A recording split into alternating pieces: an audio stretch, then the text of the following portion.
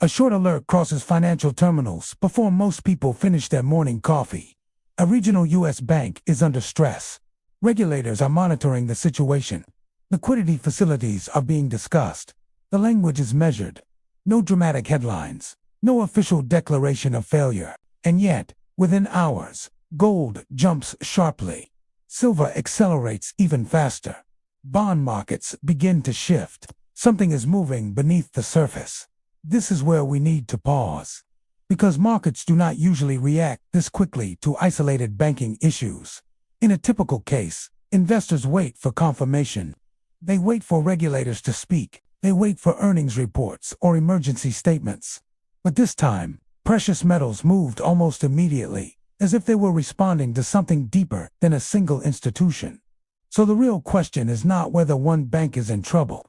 The real question is, what changed in the system that made capital move this fast? Gold is often described as a fear asset, but that description is too simple. Gold does not spike every time bad news appears. It responds when trust begins to erode in financial plumbing itself. It reacts when investors sense that counterparty risk, the risk that someone on the other side of a contract may fail, is quietly rising. Silver's reaction adds another layer. Silver sits in a unique position. It is part monetary hedge, part industrial input.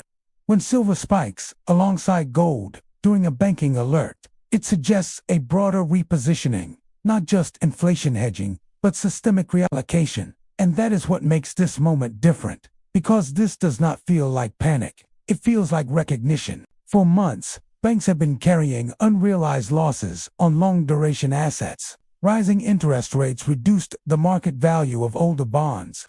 At the same time, commercial real estate exposures have grown more fragile as refinancing costs increased. Most of these pressures remained manageable as long as deposits stayed stable and credit markets functioned smoothly. But banking is not built on cash sitting in vaults. It is built on confidence. Depositors trust that funds are available. Investors trust that assets are properly valued. Banks trust that short-term funding markets will remain liquid. Confidence is the invisible glue. When that glue begins to weaken, money moves before official statements are released. Institutional capital does not wait for confirmation. It anticipates stress. It seeks assets without counterparty exposure. It reduces risk quietly, then quickly. That is why the speed of the metals move matters more than the size. It suggests that large pools of capital interpreted the contagion alert as part of a pattern, not an isolated event. Patterns are what drive systemic shifts. A single spark can be dismissed. Repeated sparks change behavior. If this were purely a liquidity issue, the response would likely be contained. Central banks have tools. Emergency lending facilities exist. Deposit guarantees can be expanded. Liquidity can be injected rapidly. But if the issue is not liquidity, if it is solvency tied to asset repricing and credit deterioration, then the problem is slower, deeper, and harder to fix. Liquidity problems are about timing. Solvency problems are about math. And math does not respond to reassurance. This is why the reaction in gold and silver deserves careful attention. Precious metals are not predicting collapse. They are signaling adjustment. They are reacting to the possibility that hidden credit stress has been building quietly beneath stable-looking headlines. In modern finance, stress rarely appears all at once. It accumulates in balance sheets, in maturity mismatches, in leveraged loans, in commercial property valuations, in private credit funds promising stable returns in unstable environments. When an alert surfaces, markets ask a simple question: is this the first visible crack, or just the first one we noticed? The answer to that question determines whether capital stabilizes or continues to reposition. And that brings us to the next critical layer of this story. Because what happened today is not just about a bank. It is about a signal. A signal that some of the normal rules may no longer be holding the way they used to. When normal bank stress appears, the sequence is usually predictable. First, depositors shift funds from a weaker institution to a larger one. Money flows from regional banks to systemically important banks. Second, regulators step in with statements designed to calm markets. Third, volatility rises for a few sessions, then gradually fades as liquidity backstops are confirmed. Equities may dip, credit spreads may widen slightly, but if the issue is contained, risk assets stabilize. Gold might move modestly, but not aggressively. Bond yields typically rise if investors believe the problem is isolated and growth remains intact. That is the traditional pattern. What we just witnessed did not fully follow that script. Gold surged immediately and decisively. Silver moved even faster on a percentage basis. At the same time, certain bond yields fell sharply instead of rising. Short-term funding indicators, including interbank risk measures, widened more quickly than they do during a minor liquidity event. These moves happened before regulators delivered detailed explanations. That sequence matters. Markets were not waiting for confirmation. They were repositioning ahead of it. When metals lead before equities meaningfully decline, it often suggests that investors are reassessing credit risk, not just reacting to headlines. Historically, in periods before deeper banking stress, gold begins to move first. It reflects quiet institutional hedging. Equity weakness tends to follow later. Once earnings expectations adjust and credit tightening becomes visible in economic data. In other words, gold can act as an early signal of credit repricing. To understand why, we need to look at the structure of bank balance sheets. Over the past 2 years, higher interest rates reduced the market value of long-duration bonds held by banks. Many institutions classified these assets as held to maturity, meaning unrealized losses do not immediately impact regulatory capital. On paper, capital ratios remain compliant. But economically, those losses exist. If deposits remain stable, the accounting treatment works. Banks can hold bonds to maturity and collect par value. The problem emerges when deposits leave and assets must be sold. Losses that were once unrealized become realized. Equity buffers shrink quickly. At the same time, commercial real estate has been under pressure. Office vacancy rates remain elevated in many cities. Refinancing costs have risen significantly. Property valuations, especially in urban office sectors, have not fully adjusted to higher rates. Banks with concentrated exposure face a slow-moving risk. Not dramatic defaults all at once, but gradual impairment over time. Add to this tightening lending standards. Recent surveys show banks are already restricting credit to households and small businesses. When banks tighten, loan growth slows. When loan growth slows, economic activity follows. Credit is the transmission mechanism between financial markets and the real economy. Now consider the combination.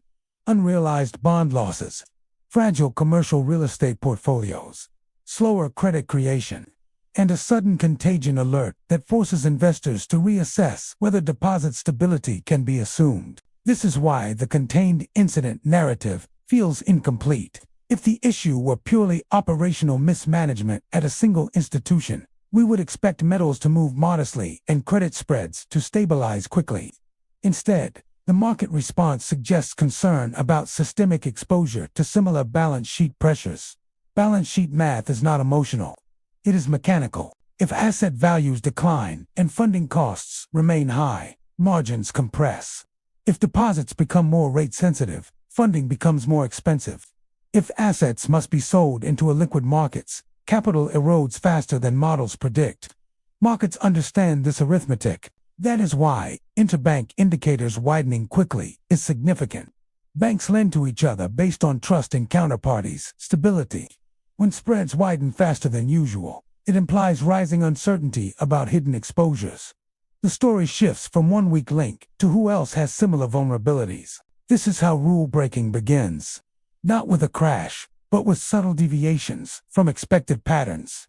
Gold leading equities, bond yields falling during what should be a contained event. Funding indicators reacting before official data confirms stress. These are not dramatic signals. They are structural ones, and structural signals suggest that the issue is not a headline shock. It is accumulated imbalance finally being noticed, which leads to a deeper question. If this is not just about isolated banks, then where does the real pressure sit in the global system? If this is not just about isolated banks, then the pressure cannot be confined to balance sheets alone. It must be traced through the wider system those balance sheets support. Modern banking is not a closed loop between depositors and loans. It is the financing backbone of global trade. Every shipment of raw materials, every container crossing an ocean, every large inventory build often depends on short-term credit. Letters of credit, revolving facilities, repo funding, and commercial paper markets form the arteries of this system. When banks tighten, supply chains feel it almost immediately. A manufacturer that once rolled over short-term funding easily may now face higher costs or stricter terms. An importer may need to post more collateral. A logistics company may see its credit lines reduced. None of this makes headlines, but collectively, it slows the velocity of trade. And when supply chains slow, corporate cash flow weakens. Cash flow is what allows companies to service debt, pay workers, and invest. If credit tightens, at the same time input costs remain elevated, margins compress. Businesses respond by cutting investment or reducing hiring. The slowdown becomes self-reinforcing. This is why the real battle is not about a single bank's deposit base. It is about who controls liquidity in a system built on leverage. Consider the repo market. Repurchase agreements allow financial institutions to borrow short-term funds using securities as collateral. It is a massive, often invisible market that keeps balance sheets fluid. If repo liquidity tightens, even healthy institutions can feel pressure. Collateral values fluctuate with interest rates. Haircuts increase during stress. Funding becomes more selective. Then there is the global demand for US dollars. The dollar is not just a national currency. It is the primary settlement currency for global trade, commodities, and cross-border finance. Oil contracts are priced in dollars. Many emerging market debts are issued in dollars.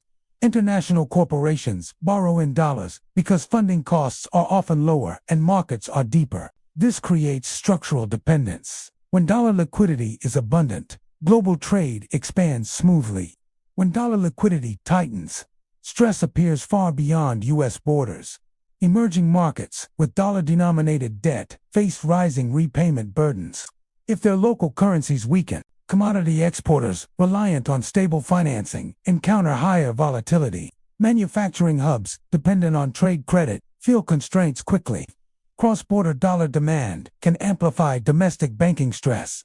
If U.S. banks pull back on lending, foreign institutions relying on dollar swaps or credit lines may scramble to secure funding. Central banks can establish swap lines, but those are policy tools, not permanent solutions. They address liquidity timing, not structural leverage.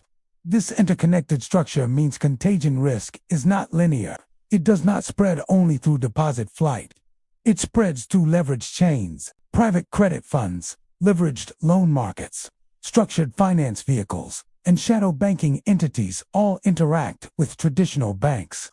Many rely indirectly on bank financing or repo markets. If collateral values decline or risk models tighten, these channels constrict simultaneously. What looks like isolated pressure in one regional institution can reflect broader asset repricing across multiple sectors, and supply chains sit at the center of this web. Take a simple example. A commercial real estate developer struggles to refinance an office building. The lender tightens exposure to the property sector. That lender also reduces credit lines to a construction materials supplier. The supplier delays expansion plans. Orders for equipment decline. Financing demand falls. Employment in related industries softens. None of these steps alone cause crisis, but together they represent systemic deceleration. Now scale that across sectors. Shipping firms, energy producers, technology manufacturers, agricultural exporters, all rely on predictable financing conditions. When leverage meets tighter liquidity, growth assumptions must adjust. The power dynamic becomes clear. Control over liquidity equals influence over economic direction. Central banks influence liquidity through rates and facilities. Large financial institutions allocate liquidity through lending decisions. Global investors shift liquidity across borders seeking safety. In this environment, headlines about one bank obscure the deeper issue. The global credit engine is finely tuned, and small disruptions can cascade through multiple channels. The dollar's central role intensifies this effect. Because so much global trade is dollar-based, Stress in U.S. funding markets reverberates internationally. Even countries with stable domestic conditions can feel external tightening if dollar access becomes more expensive. This is why metals responding early is not simply about domestic banking fear. It reflects recognition that leverage, funding, and trade are interwoven. When leverage is high, small funding shifts have outsized consequences. And when funding risk rises, attention naturally shifts to money itself. Because if liquidity is power, then the next question becomes unavoidable. What happens to currency stability when that power is strained? Because if liquidity is power, then currency is the measurement of that power. When stress appears in the banking system, attention quickly turns to money itself. Not just how much exists, but what it represents. Confidence in banks and confidence in currency are closely linked. Banks create credit.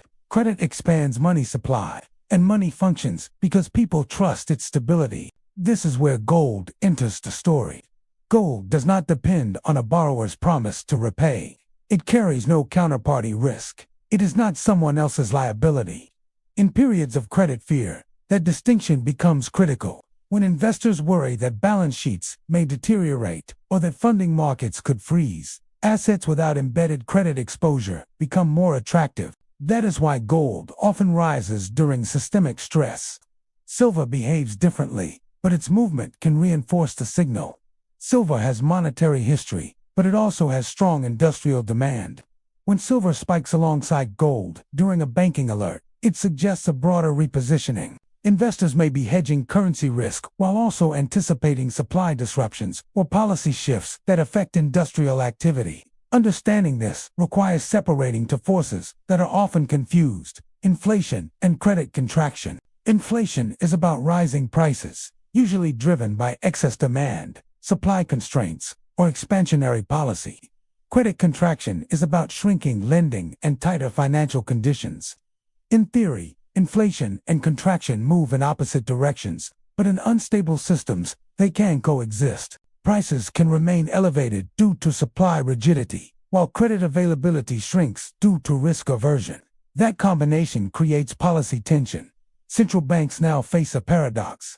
On one side, inflation may still be above target, cutting rates to early risks, weakening the currency, and reigniting price pressures. On the other side, keeping rates high intensifies pressure on bank balance sheets and leveraged sectors like commercial real estate. If policymakers prioritize financial stability, they may provide liquidity support or signal future easing. That stabilizes banks in the short term, but can weaken the currency if markets perceive that inflation discipline is softening. If they prioritize inflation control, they maintain tight policy that protects currency credibility, but increases the risk of credit stress deepening. This tension places monetary policy in a narrow corridor. The dollar's global role complicates it further. A strong dollar tightens financial conditions worldwide, especially for countries with dollar-denominated debt. A weaker dollar may ease global stress, but could reduce foreign demand for U.S. assets over time. Gold's surge during banking alerts reflects this policy crossroads. It signals uncertainty about the long-term purchasing power of fiat currency in a leveraged system. It does not predict collapse. It reflects recalibration. Bond markets provide another layer. If yields fall sharply during banking stress, it often indicates expectations of future rate cuts. But falling yields can also signal flight to safety. Distinguishing between these motives is crucial. Are investors pricing economic slowdown, policy easing, or both? Silver's response adds nuance. If industrial demand expectations remain stable while monetary demand rises, silver can accelerate faster than gold in percentage terms. That move may reflect anticipation of supply disruptions or fiscal responses that influence manufacturing sectors. All of this points to a deeper issue. Trust in fiat currency is anchored not only in central bank policy, but in the stability of the credit system beneath it. Fiat money is ultimately backed by productive capacity and taxation authority. But in practice, it is supported by functioning credit markets. If credit markets strain repeatedly, confidence in the broader monetary framework can shift gradually. This does not mean immediate currency collapse. Advanced economies retain powerful tools. Central banks can expand balance sheets. Governments can adjust fiscal policy. Swap lines can provide international liquidity. However, each intervention carries long-term implications. Repeated reliance on emergency facilities may normalize support mechanisms that were once extraordinary. Markets adapt to that expectation. Risk pricing changes. Debt levels may rise further. Over time, trust transitions from unquestioned to conditional. That is the hidden consequence. Not dramatic failure, but incremental adjustment in how investors view fiat stability and sovereign debt risk. Gold's role in portfolios may expand, not out of fear, but as structural hedge against policy uncertainty. The deeper the credit system becomes intertwined with monetary policy, the more sensitive currency dynamics become to financial stress. Which brings the story back to individuals. Because when monetary policy is caught between stability and credibility, the effects eventually reach households, businesses, and long-term savers in subtle but meaningful ways. Because when monetary policy is caught between stability and credibility, the effects do not remain inside central bank meeting rooms. They filter outward, gradually, into everyday life. Tighter bank lending rarely feels dramatic at first. There is no national announcement that credit is shrinking. Instead, approval standards change quietly. A small business owner applies for a renewal on a credit line and is offered a lower limit. A family seeking a mortgage faces stricter income verification or a higher rate spread. Credit card limits stop increasing. Auto loans require larger down payments. Each adjustment appears minor in isolation. But credit contraction has a pattern. It moves slowly, then all at once. In the early phase, banks become selective. They favor borrowers with strong cash flow and stable collateral. Marginal borrowers feel pressure first. Startups delay expansion. Construction projects are postponed. Hiring plans soften. Over time, reduced borrowing slows spending. Slower spending reduces revenue. Reduced revenue increases caution. That feedback loop is how financial stress moves into the real economy. Small businesses are particularly sensitive. Many operate with thin margins and rely on revolving credit to manage payroll and inventory cycles. If banks tighten, working capital becomes more expensive or harder to access. Owners respond by cutting costs, delaying investment, or reducing staff hours. Mortgages illustrate another channel. Higher rates combined with stricter standards reduce housing turnover.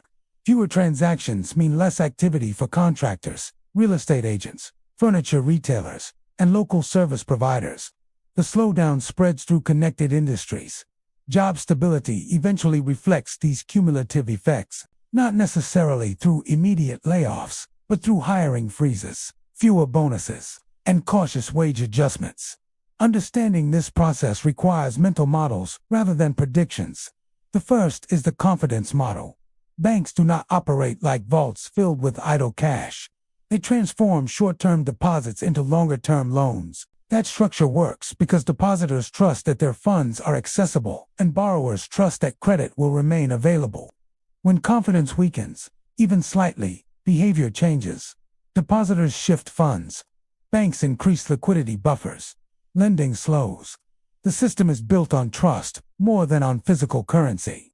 The second is the leverage model. Most financial institutions operate with thin equity layers relative to their assets. A small percentage decline in asset value can significantly erode capital. This does not mean collapse is inevitable. It means stability depends on asset values holding within expected ranges. When rates rise or property valuations fall, that buffer narrows. The mathematics of leverage amplifies small shocks. The third is the distinction between liquidity and solvency. Liquidity problems occur when institutions lack immediate cash but possess fundamentally sound assets. Central banks can address this by providing temporary funding. Solvency problems arise when asset values are insufficient to cover liabilities. Printing money can bridge timing gaps, but it cannot repair impaired loans without transferring losses somewhere else in the system. These models help interpret headlines calmly. If you hear about emergency lending facilities expanding, that suggests liquidity management. If you hear about rising loan defaults or capital shortfalls, That points toward solvency concerns. If gold rises sharply while banks announce support measures, markets may be signaling uncertainty about long-term policy consequences rather than immediate collapse. The purpose of these frameworks is not to forecast precise outcomes. It is to reduce emotional reaction. Financial systems are complex, but their core mechanics are understandable. Confidence drives lending. Leverage amplifies changes. Liquidity support differs from balance sheet repair. When you view events through these lenses, volatility becomes information rather than noise. And that perspective prepares us for the final question. If these pressures continue to build, what paths could the system realistically take from here? If these pressures continue to build, the future will not unfold in a single dramatic moment. It will branch into possibilities. Markets are not pricing certainty. They are pricing probabilities. The first path is containment. In this scenario, regulators move quickly and decisively. Liquidity facilities are expanded. Deposit guarantees are reinforced. Confidence stabilizes before deposit outflows accelerate. Banks strengthen capital buffers, and markets accept that the stress is manageable. Gold and silver may cool from their sharp spikes, but remain structurally higher than before.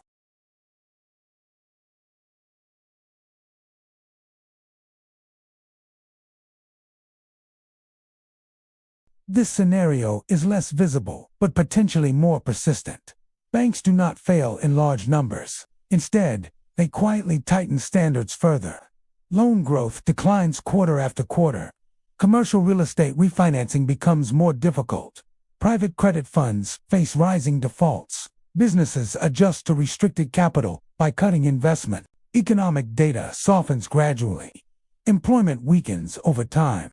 Recession risk builds not because of sudden collapse, but because credit creation, the engine of expansion, stalls. In this environment, gold may remain supported as uncertainty lingers. Silver's direction may depend more heavily on industrial demand expectations.